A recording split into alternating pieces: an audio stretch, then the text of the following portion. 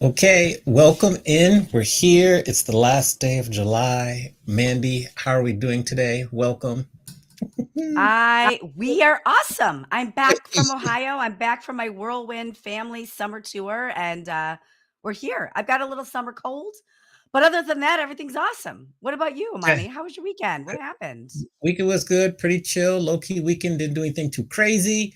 Read a couple while reading a book, and then just getting caught up from when I was out. What was maybe the highlight of your trip to visit your family?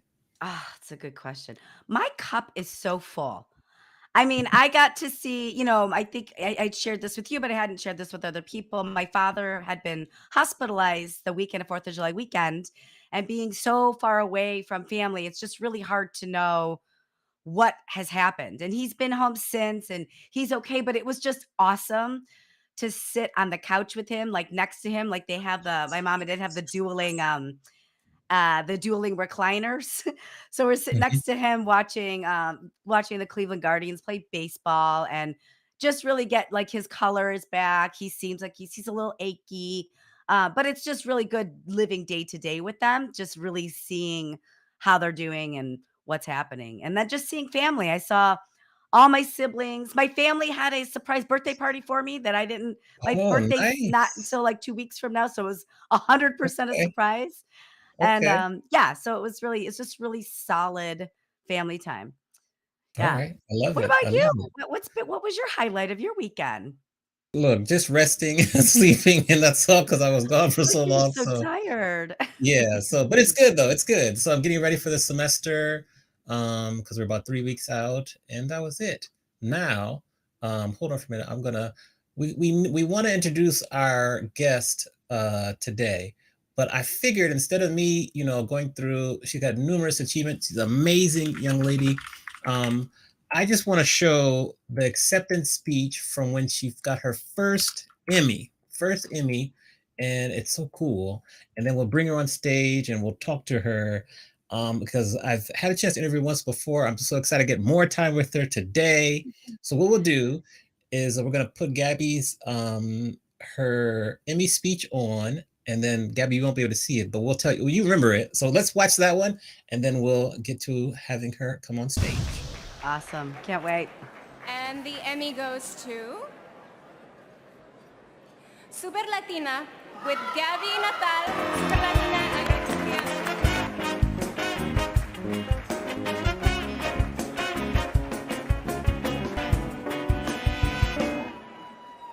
Hola, Daytime Emmys! These hands that are holding today a Daytime Emmy are the same hands that were holding a bucket of paint and a brush 10 years ago to paint our first TV set of Super Latina. My partner in business and life, Andy Suarez, We created Super Latina from a carpet warehouse in Odessa, Texas, just because we wanted to produce television that inspired us. So this award goes to the dreamers, to the rebels, to the ones that wake up every day and do not allow anyone to define their capabilities. You're never too old, you're never too fat, too ugly, too gay, or too undocumented to make your dream come true. Thank you so much. Gracias a todos.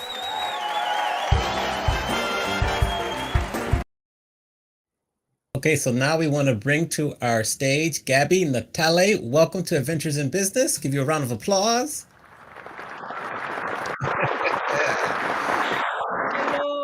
Hello, Amani. Hello, Mandy. I'm so happy to be here today with you and to get to start the week together.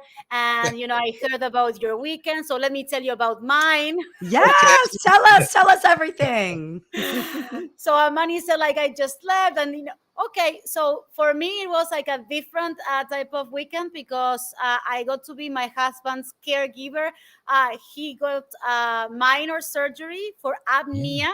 And so now it looks like the snoring is gone and the breathing is much better, and it's one of those things that sometimes if you don't pay attention over time, it can affect your health and the one from your significant other, especially if it's loud.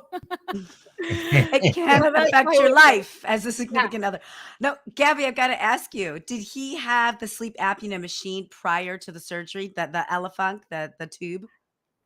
They gave it to him, but because his nose was so clogged, he couldn't use it. And that was like the signal that he needed to go into a procedure. And it was so easy.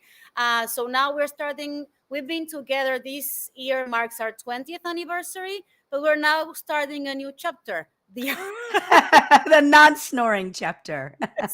The easy rest chapter. That's amazing. That's a great story. I hope he recovers well. Yes. So that's great. We heard about your weekend. We got to shout out Dean is in the chat here. Laurie Buckholtz, hope I said that right. Cherry G is with us. So welcome everyone. There's so many ways we can take this conversation. But if you didn't know, I had a chance to interview Gaby about a month and a half ago in Cancun for MPIWEC. And I just love how you talked about the impact of Wayne Dyer's book, The Erroneous Zones, on you. So can you share that story about how you got the book and what kind of impact it had on you? Because that really touched me when we talked before. Yes, because I think that was the moment when I started paying attention to personal growth, content, books, stories. And I remember I was around 16 years old, and like my mother and my mother's side of the family have always been like into that type of books and Louise Hay, You Can Heal Your Life, that type of thing.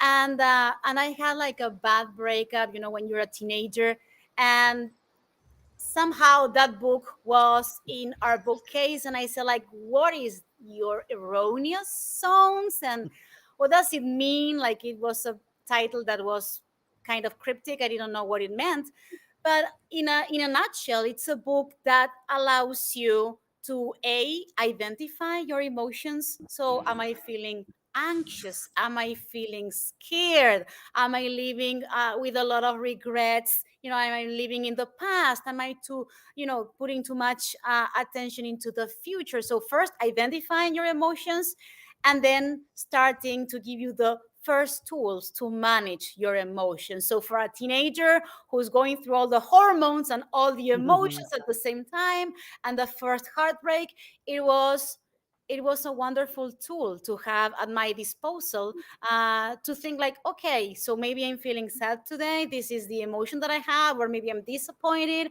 but that doesn't mean that tomorrow cannot be a better day, and that the fact that your past is not going to determine your future, that you can always every day wake up and make decisions that somehow are going to help you, build the life or the situations that you envision. And so that's the story.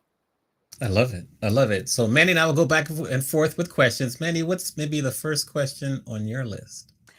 Well, I want to stay in the Wayback Machine here for a second. And you tell a really compelling story. And I think, so correct me if I'm wrong, but I think it's one of the milestones of you capitalizing on opportunities and just really having that vision of being like, huh, this is an opportunity. I'm going to be resilient through this opportunity and make something of it. So, can you tell the story about how you were volunteering for a conference and a Mm, man from DC has a business and wants to involve you in his business? Can you just share that? Because I think there's so many nuggets in there that if we just pay attention to those types of things, and we all miss that. We all miss that. So, can you share that story with us? Absolutely. And I want to Yeah. tie it, when I finish it, to something that I read today that is called the lazy girl job. Which Mm. is something that is happening in the workplace, and it's a TikTok trend. But let's go first to the story. So, the story, let's go back. It's the year 2001. I'm in Argentina. And let me give you some context. The year 2001 in Argentina was a period of a lot of economic and social problems. So, we had five presidents in 10 days. mm, Unemployment was over 20%, inflation was to the roof, and I was this recent graduate. I had a master's degree in journalism. I was ready to take over the world, but the world had a very different plan for me. And I Mhm. spent almost 2 years unemployed. And what happens is that for people who are maybe looking at us and this interview and watching this interview, and they are looking for their next opportunity, they may recognize this. Sometimes when you don't get the call back and a lot of time has passed, you mistakenly assume that the lack of interest from those companies, the lack of interest from those employers, is a reflection of your worth as a mm, professional, or Yeah. even as a human being, as a person. So if they're not calling, it means that I have nothing of worth to offer to the world. And I made that mistake of associating these two things erroneously. And so I was at home and I was feeling really low and depressed, and the phone rings, and it's my friend Maria. And my friend got a real job, and she was working for a company. It was a company that it was putting together an international conference, political marketing conference. And she told me, Gabby, I need you. And I assumed in just a split second in my mind that she needed a reporter, or she needed a journalist, something that I was trained for. And she said, no, Gabby, I'm calling you for a different reason. I'm calling you because I need a helper. I need somebody who's going to wave at people when they arrive, somebody who's going to hand out flyers during the day, move chairs. And the reason I'm calling you and not anyone else for this job is because we don't have a budget. I need a friend to do a favor for me, and to come and work for free. And she said, would you please do me the favor of coming and work for free as a helper? And because she was, and she still is, a very good Mhm. friend of mine, I said yes. But the moment I hung up, I realized that everyone who graduated with Maria and me and had real jobs were mm. going to attend the conference. And I will be there, being the one who's moving their chairs, being the one who's handing out flyers, being the one who's greeting them at the door, having a master's degree. And I felt that was the confirmation right then and there that I was a total failure. And while all of that Mm. was going through in my mind, my mother called. And my mother is a no nonsense type of woman. I call her the Erin Brockovich of Argentina. She's a Yeah. she doesn't take crap from anyone. And she has this quality that moms have, like you say hello and they already know what's happening. So she said, what's wrong, Gabby? And I told her how I was feeling like a total failure. And she stopped me right there and she said, do you have anything better to do with your time, Gabby? Mm. No, I'm unemployed. So listen really carefully. this is what you're going to do tomorrow. Tomorrow, you're going to wake up with your best attitude, put on your best clothes, your red lipstick, like the beautiful lipstick you're wearing now, Mandy, because It's right here. uh-huh. And you know why? Because you never know when opportunity will knock at your door. And I think my mother is some kind of, sidekick or something like that, because the following day I did that. And by noon, I see my friend Maria who's coming and she's desperate. And I'm asking her, like, what's going on? And she says, you're not going to believe what happened. The translator just canceled, and I have a whole delegation of professors from George Washington University here, and there's nobody to translate for them. I know you're bilingual. Would you please do me the favor of translating for them? And I said, sure. I dropped the chairs. I dropped the flyers. And to make a long story short, Amani and Mandy, that was the beginning of what we now call telework. There was not even a word for that at the time. And 1 year later, when they had a job opportunity and they needed somebody bilingual to join their company, a PR consulting firm in Washington, D.C., guess who was first top of mind to get offered the job?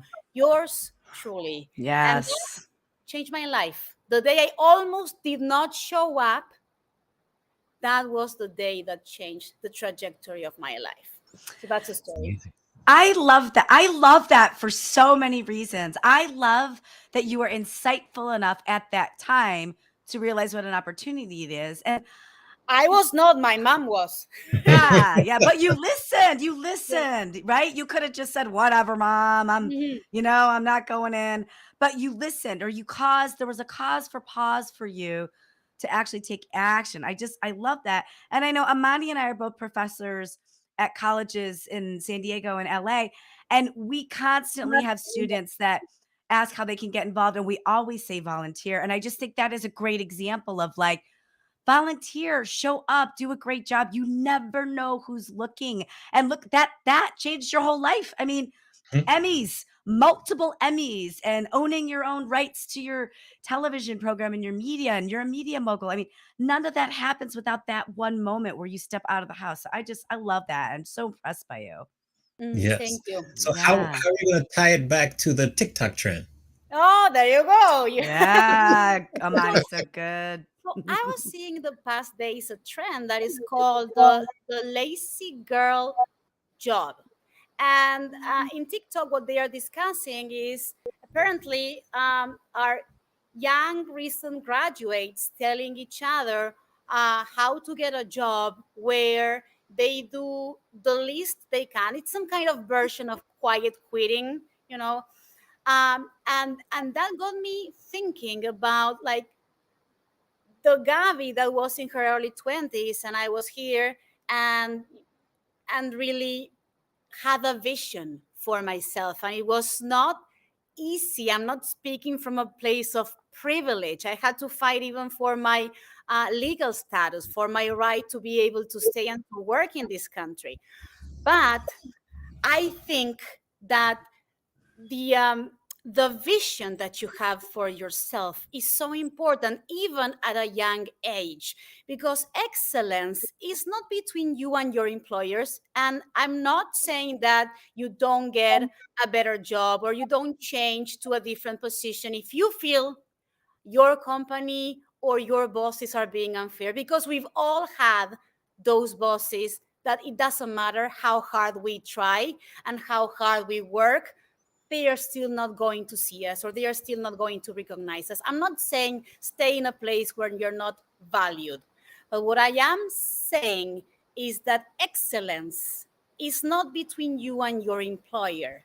Excellence is between you and yourself. Ah, It is something amen. that you want for yourself. And that's why I think that if you're seeing this and you are a girl or a boy, because laziness doesn't have a gender, a girl or a boy who knows deep inside that you have greatness in you, don't do the bare minimum. It doesn't matter if your boss is watching, if your company is a good or bad. You're only going to figure out what you're capable of if you go through those patches where you feel sometimes you're pressured, or when you have to put your skill at a different level. And if you're avoiding that all the time, you're never going to find out how far you can go.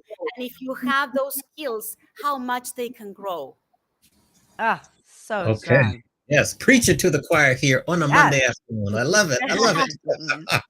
I first of all, if you haven't picked up Gabby's book, this is what it looks like right here. Get it? It's called The Virtuous Circle. Read the whole book. I have many favorite stories. My favorite story was the one you talked about, Perla C.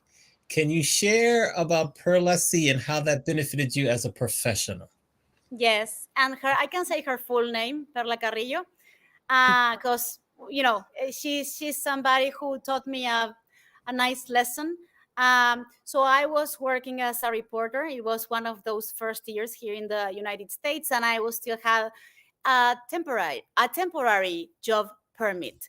And my husband had recently moved, but he was what we now call dependent. So his visa depended on mine, and he didn't have a work authorization. So I was the breadwinner by law, and in your first jobs as a reporter, especially in a small market, like you don't make a lot of money. I was making $27,000. So, and I was the sole breadwinner, and I could not take any side hustles because my visa wouldn't approve it. And I had one of those bosses, the news directors, many times love to say that they have 1,000 people who would kill for your job. 1,000 women would love your job, or 1,000 graduates would love your job. So they brought somebody, and they were promising that in addition to my everyday work, I was going to have the weekend show, a community show that I had envisioned. And then all of a sudden, they brought somebody called Perla. And so, and so Perla, you know how those bosses sometimes they play mind games. So she's the favorite, or you are the favorite, or you have to compete for my attention, to know who's the favorite. So as soon as Perla arrived, he made it very clear that Perla was the favorite, and that in spite of everything he promised in the past, Perlita was going to get the weekend show that I was envisioning without any explanation. So when Perla arrived, you can imagine I was not a fan of Perla. We don't like Perla in this story. You will eventually. You will Yeah, eventually. I get that. I get that. Yes. So Perla arrives. She didn't do anything wrong, and she didn't know everything. All of this was happening behind the scenes. So I was not mean, but I was super cold. Usually you have somebody new in the station, in your or in your TV channel, and you're welcoming, and let me tour you, and this is your office, and this is the studio, and this is this, and this is that. And I was none of that. I was not mean. I didn't do anything against her, but I was icy cold, because in my mind, what I knew is, if Perla gets my job and I lose it, I not only lose a job, I lose my income for my family, and I lose the legal status for myself and for my husband. So that means that I have to go back to Argentina to start again. So I was under a lot of pressure, and also I was very insecure. It was in the beginning of my career, and one day I go to the edit space, and she asked me a couple of questions about how to edit. And just to make small conversation, small talk, she says like, "Oh, your nails on camera look really nice because you have French nail style, And that was like a little chit chat, and I could not wait to, leave the place, because I didn't want to see that woman looking for my job. The following day, I arrive in my office, and what do I see on top of my desk? A little package as a gift, and it was a French nail kit that she Aw. gifted me. So all my, coldness, all my unwillingness to be welcoming was met by this teeny package that made me feel like such a fool, like such an insecure person. Like she was the bigger person in the room. She met, my childliness with kindness, and so that was a grand gesture that she had. And then fast forward to another day in the office years later, I get an email from somebody that I know, that is sending an email to her mother, who was her manager, and by mistake she sends the email to me, and the email was all about what an what an awful person I was, Oh no. how bad taste for how for dressing, and like how much of a more beautiful woman she Mhm. was, etc., Yeah. etc. And I got the message instead of, when you want to hit forward and you hit reply. Okay, Mm. that's what happened to her. And the thing, in that moment, I went back to Perla, and I went back to Mm. how I treated that woman. And I didn't take this new woman's email personal, because I had been her at some point in my life. But the only difference was that mine was not public. I didn't have the bad luck of pressing the wrong button. And so I talked to her and I said, like, it's okay. You're going through maybe a difficult time. I've done this with somebody else back in the day, and just she didn't figure out. And then I went and asked for forgiveness to Perla, like 15 years later, saying like, you know what, I could have been a better person for you, and I Hmm. wasn't, and I think it's never too late. So forgive me, and she forgave me. So she was always the biggest one in the room. Yeah. Ah, I that's love a that great story. So thank you story. for sharing. Over to you, Mandy. I love that story. So thank you. I love that, and I think we've all been we've all been on either side of that. That's so relatable, right? Mhm. I love that too. I kind of in the same vein, I want to talk about your TEDx talk, which was spectacular. And if you haven't, if audience listening or watching, if you haven't seen it, just look up her TEDx talk. It's amazing. But it's all about being what you can't see. Hmm. And I love your reference to Arnold Schwarzenegger. That was so funny. It was so engaging. But I think being what you can't see is a really important topic right now. And I wanted you to expand on that. Just share a little bit about what you mean by being what you can't see and how that really fits in to where we are at right now in this world we're in. So what I talk about in the TED talk, it's called Pioneer: How to Be What You Can't See. And what I talk about is to embrace something that I call the pioneer spirit. And I compare two concepts. One is the pioneer spirit, the other one is what I call the emulator mindset. The emulator mindset is looking around, seeing what someone else is doing, and trying to emulate, trying to copy it. And I say, we're not judging anyone. You can be perfectly happy doing that all your life if that's what you want to do. But as a community, if we all just emulate, our best case scenario is the status quo. So if you're in a Mm. company, or in a country, let's say there's never been a female president in the United States. So if all we as women do is emulate, our best case scenario is going to be what we have so far. To break those barriers, we need to embrace what I call the pioneer spirit. And it starts in the same way. You look around, you see what everyone else is doing, but only this time, Mandy, you open yourself up to the possibility of doing something no one like you has done before. And Yes. for and to do that, here's the trick. You have to believe in your vision even before you have the results to validate it. Because if you're going to wait for somebody else to do it, to have the results to validate it, you're not going to break those barriers. So you have to open yourself up to this possibility, the possibility of becoming a pioneer. Ah, I love it, and I love the word pioneer. It's Mhm. it's spectacular. Yeah. Um, so many other questions. Like, I'm curious for you right now, where you are in your career and your life. What is something that scares you? What scares you? Something that is scares me is that it's scary, but at the same time, it's something that I have to develop with myself. I have to be better at creating teams and systems because Mm. I am scared to delegate. I am the one Mm. that is always micromanaging everything. And there's so far you can go with the micromanagement. I don't know, maybe as a writer, it's something that you can do and you can still scale a lot. But in this field, there's some point where you have to start delegating more. And that is something that for me has been and still is pretty scary. Mm, okay.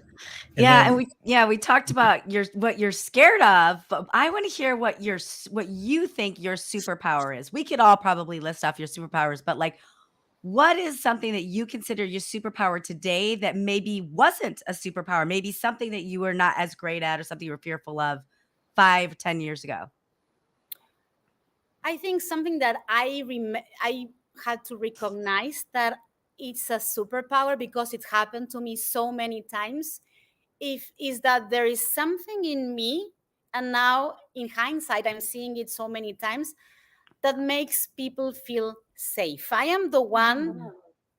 that people comes with their secrets, their revelations, the the things that I'm not sure I should do this or that, so they come to me. So I think something that has been and is a superpower is like when they are with me, they realize that it's a safe space. There's something about me that gives them the reassurance that even if they are going to share something that could be embarrassing or could be uncomfortable, or maybe it's a creative endeavor. Sometimes I have people who I don't have, much of a close relationship, but they come to me and they say, I have this idea, or I have done this, I have done that. And I think when somebody shares with you, somebody, especially somebody that is not a friend or somebody in your closest circle, when somebody comes and shares with you something that is so intimate as a creative endeavor, it's sharing a sacred part of yourself Mm. because we we have that part of ourselves as something that is our higher self. It is something that we cherish. You don't, if you're starting to write your first stories as a writer, you don't show it to everyone. You cherish, you know if you Yeah, uh-huh that's true. if, That's true. mhm. Yeah. If you want to do radio and you're starting doing your first things, you don't show it to everyone. So that's something that I have come to realize, like it is kind of a superpower because it happened to me many times. Ooh, I interesting. like that. I think my Yeah. takeaway on that is like your superpower is sacred. Like let it come out, cultivate it. That's Yeah. really powerful. Speaking of like superpowers and things sacred, I noticed that in your book, you have a lot of like Japanese references. Hmm. Where does that come from? It started to happen in a random way. I started to, you know, come across these concepts, these Japanese concepts, and they they started to make sense. So kaizen, which is like to constant improvement. There's another one which is the ikigai, which is like pretty talked about now. I wrote the book in the year 2000 2016, so it was not as common at the time. That is your reason to wake up. But here's the thing, just at the end of last year, I had a very 20 years in the making honeymoon with my husband, and we finally got to got to go to Japan, so it Love came it. full circle. Oh, Yes, yes. yay. I love that. That's interesting. And then I'll go back to Manny, but I wanna like a quote. Well, really, there's another story. I'm gonna wait for that story till later. but there was a quote, and you talk about how I have so many. You see, I have so I many. love it. Amani, you're glowing. You're beaming Yeah, right because now. there's so much to I can ask. You feel the know. vibration. It's awesome. Yes, yes. You talk about how sometimes people say you can't have everything. Like, if you're lucky in love, you won't be lucky in work, in health, or in some area of your life. But you believe that's a self-limiting thought. Why do you Yes. feel that way? Why do you feel that way? You know what, I grew up with all of that, you're lucky when you gamble, then you cannot be lucky in love. And there's a saying in Spanish that is called la suerte de la fea, la linda la desea, which means the good luck that the ugly have is something beautiful people wish for, which is like or horrible, just because they are dividing people by their looks, Yeah, Right. which is yeah. wrong in so many ways. But it's a saying. And then you start questioning those things that you grew up with, from money doesn't grow on trees, all those things that we have internalized. And because we heard it from a very early age, we never had the tools to challenge it. And now you grow and you say, like, why am I repeating these things? Do I really believe in them? And is there any proof? Like, why am I still holding on to these beliefs? And I think, there's no reason, there's no science behind it, there's no proof behind it. So why am I going to believe in it? Good, good. Amazing. Okay. Um, Mandy, what did you have next? Because I want to there well here. There's more. So here, I'll Go, just keep going. go You just for stop it, me. Amani. So, Go yeah. for it. You're on a roll. I know your father has a story, and I just read the book, so there's so many questions about the book, and then we'll kind of get to life advice next. But he talks about how he says dolls don't pay. What Yes. does that mean to you today? It is related to what you said, that Okay. um, that in order to get something in life, for some reason, you should to always give up happiness or give up something. Yes. So Yes. here's the thing. I went to a school, my high school was a good high school, but was not like Ivy League or super excellent type of high schools. But the university, the college I went to in Argentina, was a really demanding one. And it was the type of universities where kids who went to bilingual schools and, a lot of fancy things and campuses and big campuses and things like that, they came from. My school was a good school, but a normal school.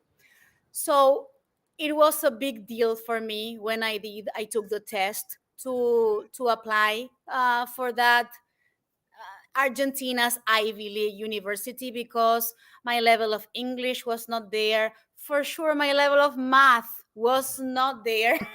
There were so many assignments that I had to take.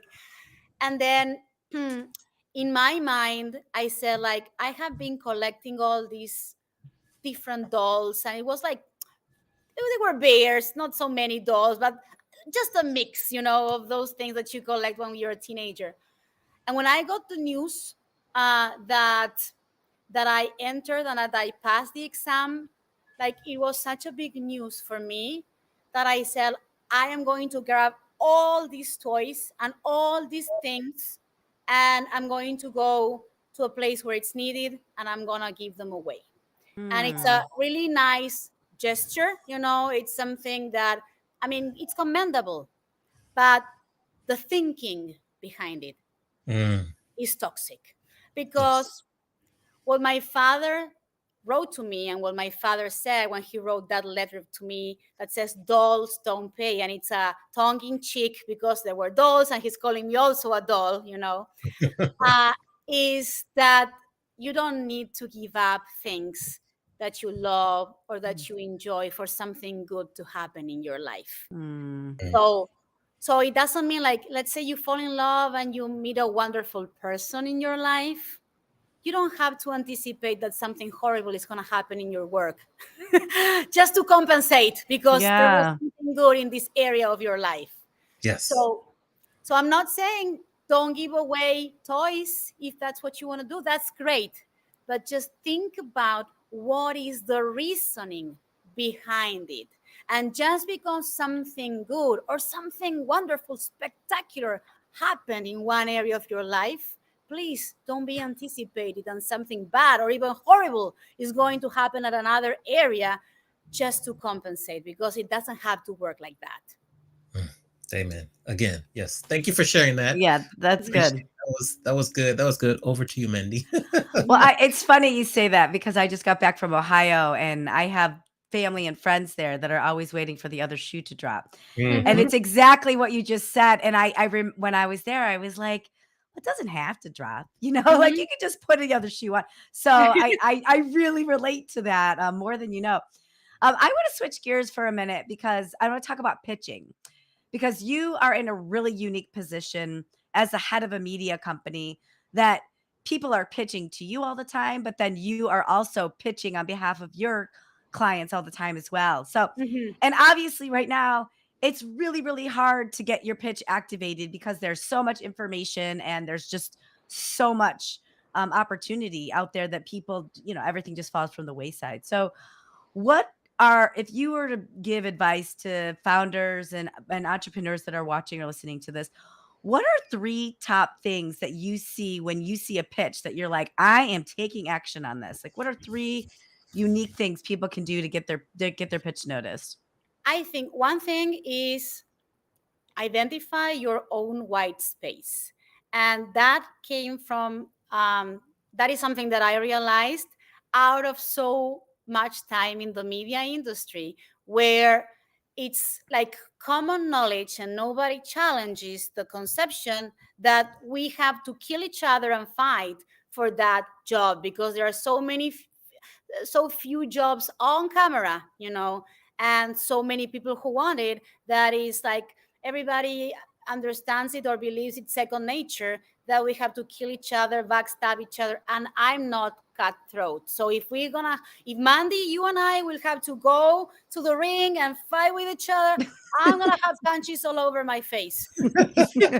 Because I know, that's probably not my strength, but I know that out of embracing my uniqueness, out of analyzing and seeing around, I can identify so many opportunities for myself where I don't have to punch Mandy and Maria and Jackie in the face to identify that. So the first one is, instead of like trying to fight with everyone else for whatever you're doing, is identify your own white space where you can thrive, where you can create something that you don't have to compete at that level with everyone else. Mm, That is one.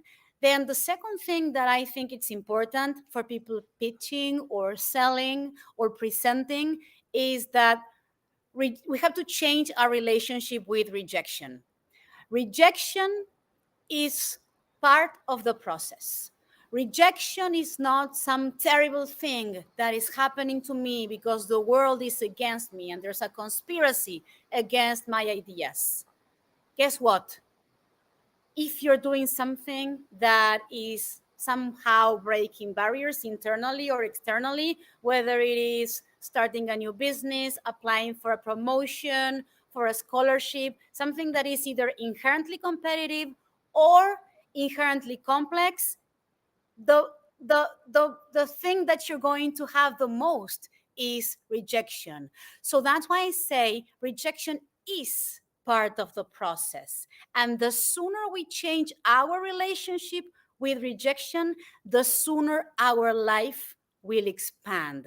Because when mm, we don't take it as this big drama, and that doesn't mean that you're entering the room where you're pitching anticipating right. rejection, or no, oh, it's not going to happen for me. No, that's not that. I'm going to go there, I'm going to go with my A game, and I'm going to put my best energy and attitude to make it happen. But I don't control everything, and if this doesn't happen in this meeting, it's not the end of the world. Tomorrow there's a new day, in the next hour there's a new hour, and you can have another meeting with somebody else. That's what I mean. Like, yes, know that rejection is going to happen to you, but just don't take it as personal. It is part of the process. And then for people pitching is a job made with love will never go unnoticed. Going back to the story with my mom and everything, you can really tell when somebody's pitching you. Like when I did the interview with Amani in Mexico, one of the things that I told him is, I can tell you did your homework. You know how you separate yourself from the crowd by just doing that? It's ridiculous because there's a lot of people who are doing interviews out of just reading the title and the back cover of the book. Mhm. Truth. Yeah. And hoping they're going to have a spectacular conversation without putting in the work to prepare for it. So by doing that, people can tell you separate yourself from the crowd. Ah, awesome. So many nuggets. Thank you. I'm curious now, with all of the accomplishments that you've had, and you've had some tremendous accomplishment, what is the one that you're the most proud of? I think something that I'm proud of, and it's in hindsight, because in the moment I didn't feel that I was so young or so vulnerable. But I think for somebody in their early 20s to come to a new country, new language, new culture, start fresh in a place where you have no friends or family, and believe in your vision and your potential so much that you're doing that, I congratulate the younger version of myself. Yeah. But in that moment, I didn't feel I was. I felt like I know it all. I'm gonna do it, and and sometimes you need that attitude and that denial. Like it was more complicated than I anticipated. But and I didn't feel like I was so young, which I absolutely was.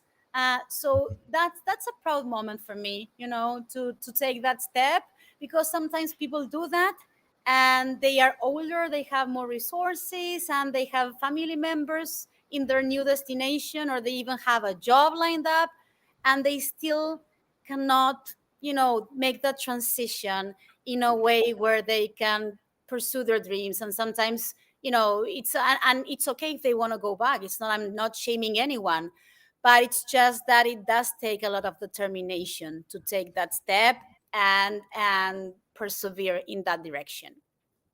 Okay. Yeah. Go ahead.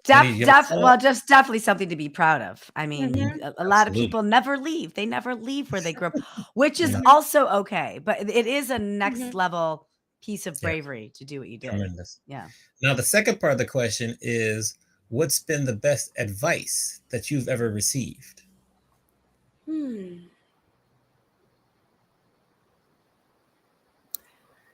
I don't know if this is a piece of advice, but it's something that my husband and we always comment when we are, and we tell each other when we are going through a situation that is challenging. We tell ourselves, like, if this doesn't happen, it should not be because our side was not completed, because our side was not done. And I remember when we were doing our immigration journey, our green card journey, which there were a lot of setbacks, and it was very expensive, and it was very complicated, and there was lots of bad news at some points in the legal papers and everything.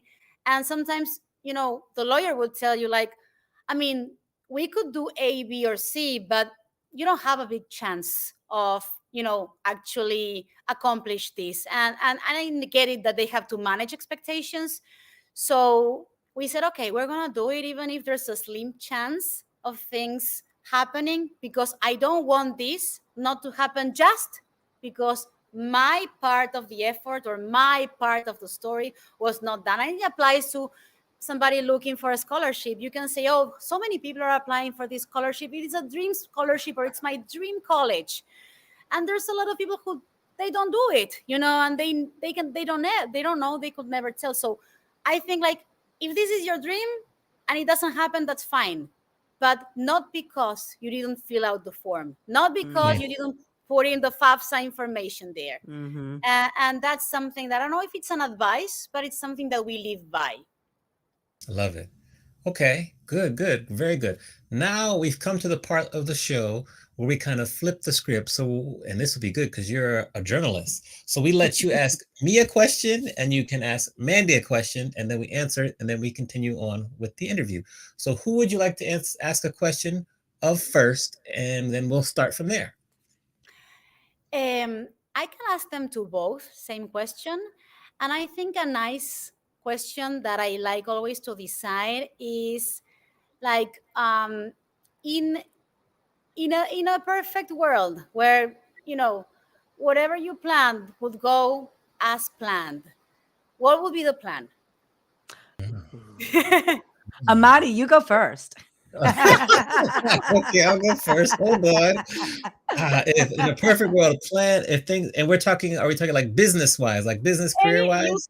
can could be anything. Oh boy. Okay. Here. So I'll say, of course, personally, be married with a couple kids or whatever and have a nice family. That would be personally. Professionally, like where you grew up at nighttime, there would be like a DJ that would come on at nighttime and they would play like slow jams and you would call in and say, okay, I want to make a request to my husband and I would pick a song and play it and put your voice on. That would be my job. But during the day, I would be like a professor because I really love to teach. So by day, I'd be the professor. At nighttime, I'd be the slow jam DJ in a perfect world. And then I would write my books every, year or so or whatever also. That's what I'm thinking. I love it. I love it. Okay, That is Mandy, you're great. next. I like you're sort of the slow jam DJ. You have your Oh, Sunday yes. Twitch, right? I do. I do. You're Yes. halfway there. You're Both of them, halfway yes. there. Yeah. Yes. Now, Yes. Gabby and I, we just have to find Amani a girlfriend so he can marry and have kids. Okay. We've got to put it out in the universe, Amani. Yes. We're all Yes. on the case. We're all on the I'm case. ready. You want to make an introduction? You want to make an introduction? I'm here for it. It's funny that you say that because sometimes I'll say the plan is there is no plan. Mhm. Because we all plan so much for so many things, especially in the conference planning world, which is where, I live most of the time. And, so I think the plan is there is no plan. I think it's the perfect plan is just to get really comfortable with the ever changing world that we're in, the ever changing things that happen, So, in a perfect day, I would wake up and I would go on an awesome bike ride and I would Mhm. write for hours and hours in a mountain chalet somewhere. And then my husband and I would go on an evening walk together and we'd have a delicious dinner. Like that would be a plan that I would make and I would love to have. But Mhm. as soon as you said the plan in my head, I was like, you know what? Instinctively, I want my plan to be getting more comfortable that the plans may not come out the way we That's the hoped, that's a but good plan. To be but to comfortable accept without a it. plan. Yeah, but just accept it. Accept whatever comes our way. So that would be Okay. my plan for no plan. Yeah. Yeah. Yeah. Great questions. No one's really Great kind of asked that questions. one before. So I'm not surprised because you're like an award-winning journalist. So yes, I'm sure you could ask us even more difficult ones. Before we kind of ask the final questions, I do want to share another quote that I saw in the book and get your thoughts on it kind of today, where you are today. And it talks about how, quote unquote, magic cannot be bought. What does that mean? And kind of how do you look at that today, where you are today? That came from an advice from the programming director of the TV channel where Super Latina was airing when we got the first Emmy nomination. Yes. And here's the thing. Let me tell people some background. So the TV show that was nominated, it's an independently produced show that was nominated competing against CNN, NBC Yes. Telemundo. So Yes. these are huge, huge corporations that are even publicly traded, many of them, with incredible budgets. And there was me and my show nominated. And I know that, and I knew that our manpower was so smaller, our budget was so smaller, everything. This is a very artisan way of working, and And I remember when I called the director of programming from the TV channel, the TV network, I was kind of announcing that we were nominated while kind of apologizing that we were Mm, nominated, because I was Mm. managing their expectations. I was telling, yes, we're happy, we're nominated, and we're surprised. Yes, also it's so difficult for us to have a shot at competing with all these Mhm. giant productions. And that's when she said, what you're talking about, Amani. That's when she said, magic cannot be bought. Sometimes, not always, but sometimes it's not everything about money. When you're in a Mhm. project and something is very intentional and something has some magic put into it, even when you have a lot of money and there's something that is packaged and it has a different scale and it has a lot more people and it has a lot more production, sometimes you don't have that magic touch that something that is more artisan made has. okay. Great, great. Now, all three of us here on the screen are speakers, professional speakers.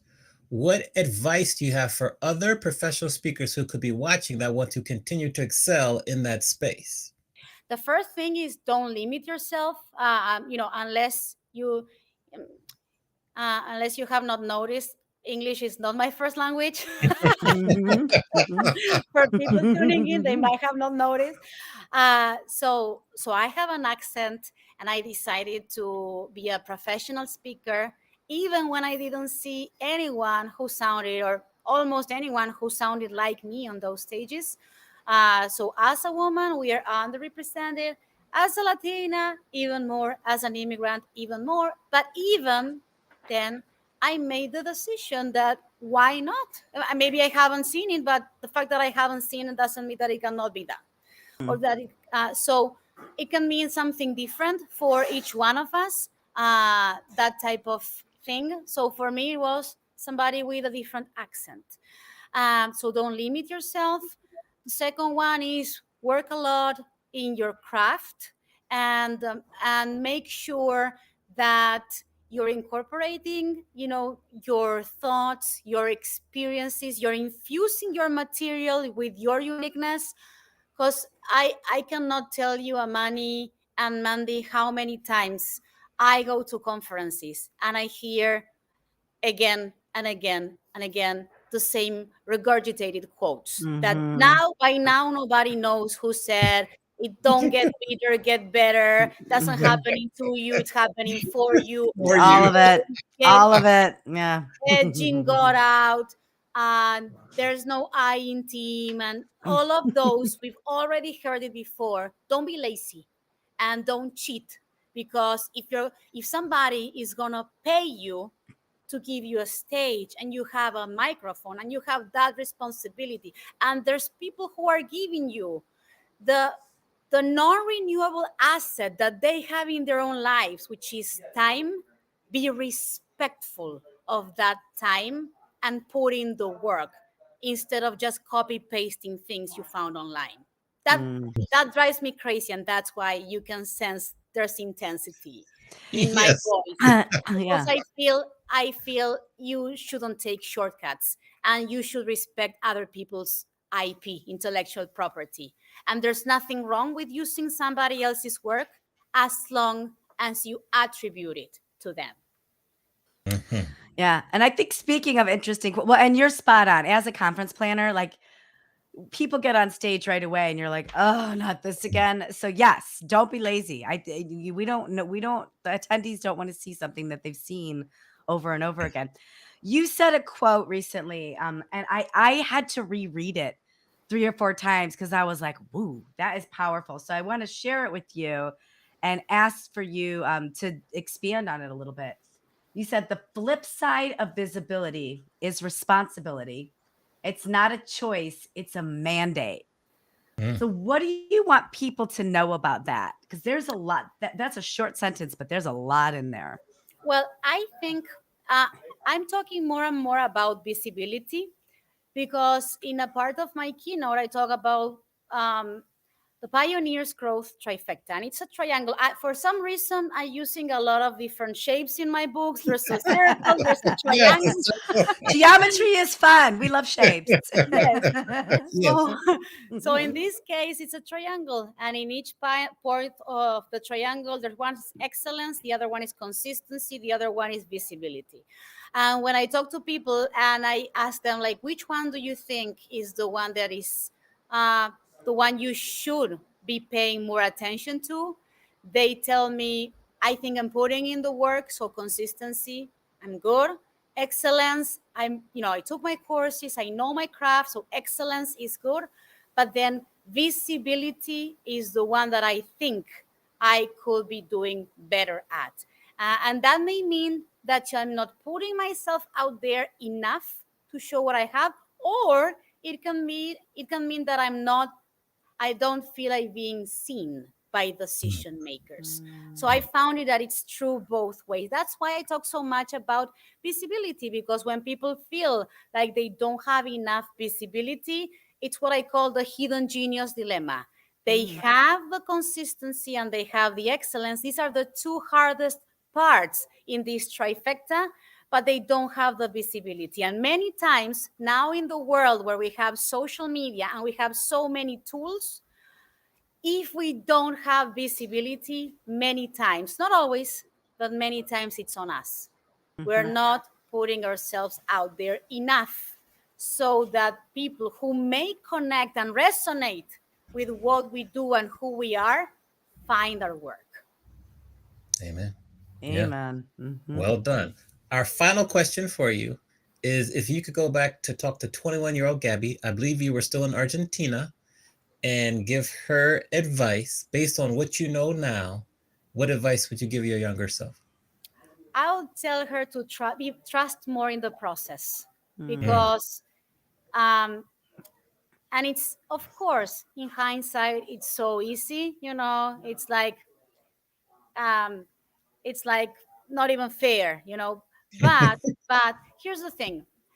When I turned 30, I was waiting for a business decision to be made. And so I had a pitch that I sent, and I was waiting on the answer. And at the time, I felt it was the most important answer in the world. And it was my birthday weekend, and the answer had not arrived. And I remember I turned 30, and I got very anxious because I felt things were not happening to me as fast as I wanted to, and I was not getting this answer fast enough. And I turned 30 crying in the bathtub while I was getting a shower. Oh. I feel so silly because I'm never going to turn 30 again. I'm 45 now. You only turn 30 once. So when I go back to that 30-year-old Gaby crying in the shower over a decision that has no meaning in the trajectory of my life, made no change, and they said yes, but it made no change. I want to think and convince myself that we need to get wiser as time goes by. So, yes, in hindsight, to me, talking to this Gaby of 21 years old and say, trust the process, be more trusting, it's so easy. But when you are 21 and you don't know even what you're capable of and what opportunities could be at your within your reach, it's hard. So now, whenever I get a little bit anxious with things, it's like, you're not going to go back to that one who thought the world was coming to an end, turning 30 and not celebrating as much as she should, just because there was a pending answer that didn't arrive on time, or maybe it didn't arrive in the way you wanted to. And that, I think, it's a good advice to give. I love it. Love it. Trust the process. Love it. Trust the process. Yes. How can people, we have your LinkedIn there. What's the best way for everyone who's watching and listening to support you? You can come to all social media at Gaby Natale on Twitter. Well, it's not Twitter, it's X now. So X, LinkedIn. I'm learning the the bird. I love the bird. Facebook, my website, gabynatale.com. And I'm always very active in social media, so you can find me. Awesome. Well, just thank you very much for sharing your story, all the wisdom and advice. It's a pleasure to see you again. It was a pleasure to meet you at WEC. So can't wait to see you again soon. If you're ever in California, whether it be Los Angeles or San Diego, please let us know so we can come by and say hi. But just thank you very much and keep doing what you're No, doing. thanks to you. And I'm going to say this one more time. I wish everyone who was doing interviews take the time to do the homework as you guys do. You really are setting yourselves apart by doing the work that you have to do to establish this connection. So thank you so much for doing that. I know you do it not just for me, but also for yourselves. I'm sure for your next guest, you're going to do it as well. But it just means the world when you're on the other side and you can tell that somebody's taking it seriously enough to allow the time to know everything they need to have a meaningful conversation. Oh, thank you. And thanks for making it so easy and having so much content out there, and make the homework was so simple because there wasn't enough time to do all the research. It was so great. So thank you. Yeah. And that's something I wanted to say. We're talking about supporting you. Go to her YouTube page, especially if you're a conference planner like I am. Like what a wealth. There's so many times when you can't find information on the speaker, and there is no shortage of what type of speaker Gaby will be for your conference. It's all there. So just thank you for being so thorough in how you present yourself to the world. It's the homework was a pleasure. I love doing that. Yes. Thank you. Yes. Yeah. All right. Round of applause for Gaby. We'll give you we'll put you back in the green room too. So thank you. Yes. Thank you, Gaby. Thank you so much. Okay, Betty, we are all done for today, and we'll be back next week at the same time, right? Same time, same sandbox. We have Scout Sobel next week, who is the founder of an interesting podcast agency. So podcasts are the thing, right? And she focuses directly on placing people on podcasts and finding great podcasts. It's very interesting concept, and we're excited to see her. And then the rest of the August calendar is going to be up tomorrow. So take a peek at the socials because we've got some interactive stuff we've never done before on the show for all of August that I think everybody's going to just love. Yes, you and I included. So yeah. thanks again to our guest, Gaby, and we will see you all next week. Remember to rate, review, and share this with a friend, either if you're listening to it live, watching it live, or listening to the podcast. Stay safe, and we'll see you all in August. Take care, everyone. Bye.